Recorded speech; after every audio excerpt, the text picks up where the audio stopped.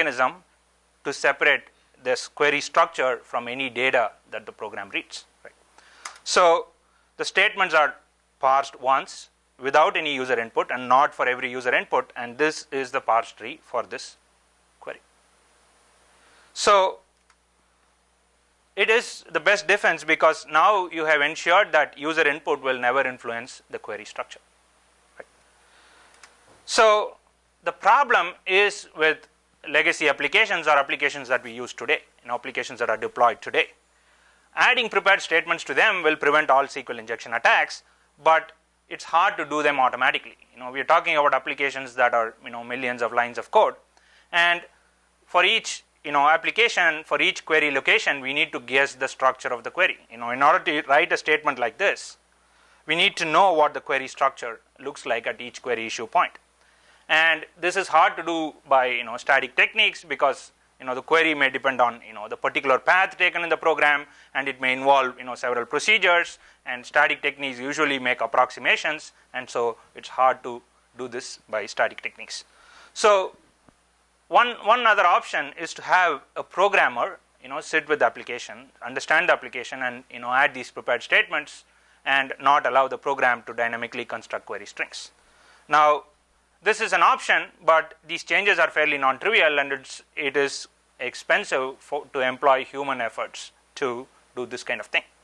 So the natural question that we can ask then is whether it's possible to infer the query structure dynamically, and that's the problem that we address in this talk. So here is what we are said to do. So there is an application and it receives actual inputs. Now these inputs may be malicious, and what we want to do is to provide candidate or sample inputs to the application. So we provide candidate inputs to the application receives actual inputs. Now we want to execute the web application simultaneously over actual inputs and candidate inputs. Now the program on executing over actual inputs and candidate inputs will result in two queries. There is an actual query and there will be a candidate query. So the actual query is possibly malicious because it came with actual untrusted user input. The candidate query is always non-attacking by construction. So now you have an actual query and you have a candidate query. You can compare the structures of these two queries.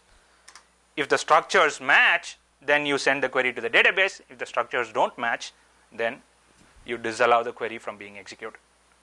So this is what we are said to do, and so we have reduced the problem of SQL injection to the problem of guessing these candidate inputs, because if somebody gives me these candidate inputs, then I can do the whole thing, compare the query structures of the candidate query and the real query, and prevent any possible SQL injection attacks. So we have to find a bunch of candidate inputs that first of all are benign, and issue a query at the same query location. So look at this application to the right. It gives sort of the graph, the flow graph of a particular application. So you have actual inputs, and the actual inputs take the program to a particular query issue location. So let's say this yellow location is a program point which issues a query to the database. Right? So we want to find candidate inputs that will take the application through the same path and issue a query. So now if we are able to do that, then we can compare the query structures before the actual query is issued and detect SQL injection attacks. So, but in general, guessing these candidate inputs that will take you to the same query location is hard. It's, in the most general case, it's undecidable. So it is a hard problem, and so what we want to do is to avoid this problem. So our idea is to first of all start with manifestly benign candidate inputs. So for every string, let's say user input is John, we want to create some manifestly benign inputs. So a simple manifestly benign input is a string of A's. So for every string, create a sample string of A's of the same length. So for John, I will create a string of 4 A's. So for password, if it is OAS, I'll create a string of 2 A's, right? And let's say I assign Boolean variables always true. I assign integer variables always to the value 1, right?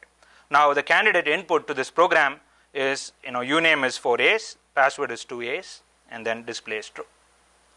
So these inputs by construction are benign, right? A string of A's will, definitely not result in a SQL injection attack, provided the program itself is, not constructing attacks, right?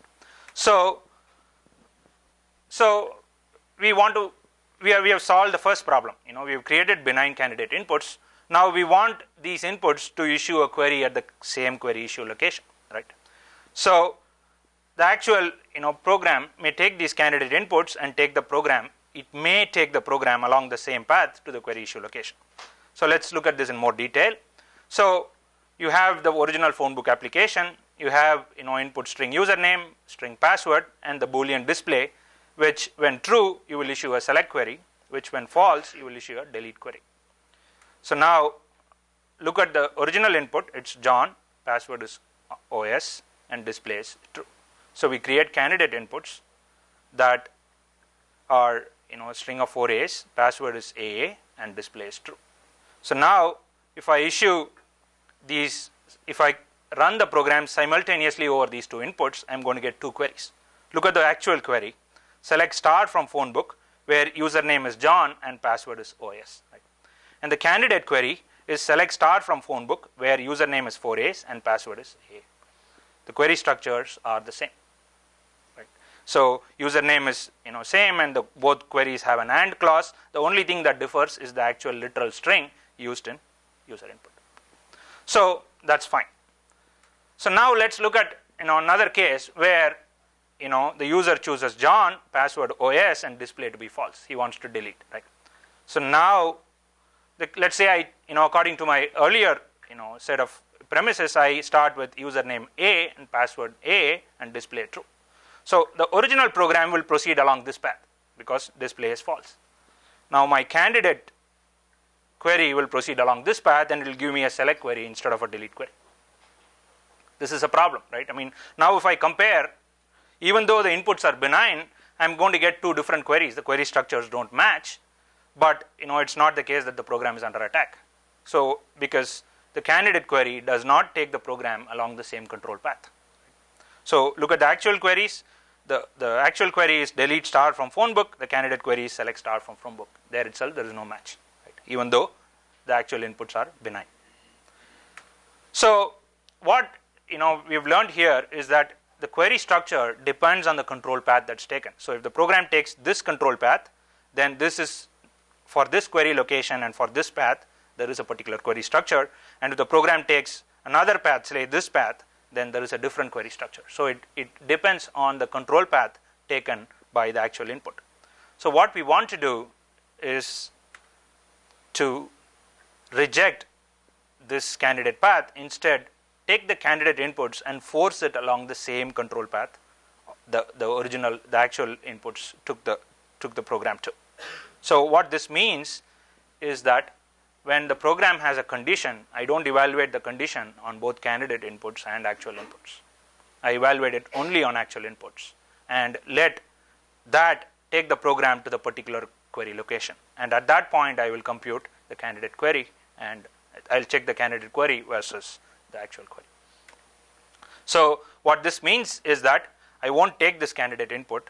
I won't consider Boolean variables in my candidate input. So I will just take candidate inputs of a string of A's, and password is AA. And if the original program takes this path, the candidate input will also take this path, because now I'm evaluating display, the condition on display, only on the actual input. So display is true, display is false according to the actual input. So that will drive the program to the actual location. So now, I'm sorry, the query should match. There is a mistake in these slides. So evaluating queries on actual inputs results in the same delete query for the candidate query as well as the actual query. So this is the trick we employ. So the formalism behind this approach is fairly intuitive and simple. So when you construct a query can be viewed as a symbolic expression on the actual path that is being taken by the application. So you have an application, there are conditionals, and